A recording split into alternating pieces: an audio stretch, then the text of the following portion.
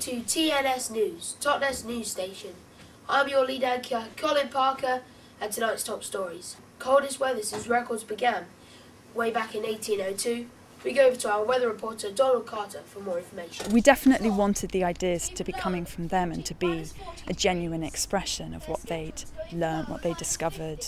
As soon as you introduce the idea of the future, a lot of what comes up in kind of collective consciousness in a way is images of hoverboards and aliens, and so it took a little bit of kind of guidance. Recently there's been rumours that a group of fat middle-aged men have been found inside the castle. They've been using small children, many as young as 8, with plastic forks to be digging for oil that has been found underneath the castle. There's been a very bad amount of oil in this country for the past 20 or so years, has it? People told stories about their schools, about celebrity culture, all sorts of wonderful, wild ideas. I see, but what about your clothes? Surely they must be made by machines. We press them ourselves, with material made from blind nuns in Austria.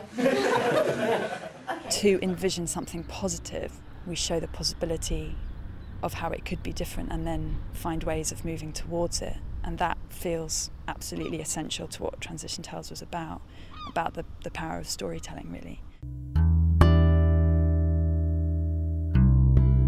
Stories shape the way that we act. There are probably 3 dominant cultural stories about the future and where we're headed, and one is the sort of business as usual. Everything will tomorrow will basically look like today, but maybe slightly different, maybe bigger and faster and shinier.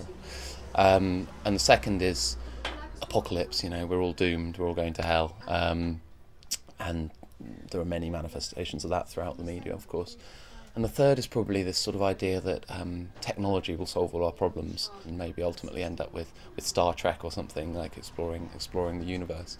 And so what we're trying to do is build a fourth vision, a transition vision, which is about a more localised, resilient future in which we avoid the worst of peak oil and climate change, the worst consequences of those, and move into a future where we have lots of people living lower energy lives, but much more satisfying lives, much more fulfilling lives.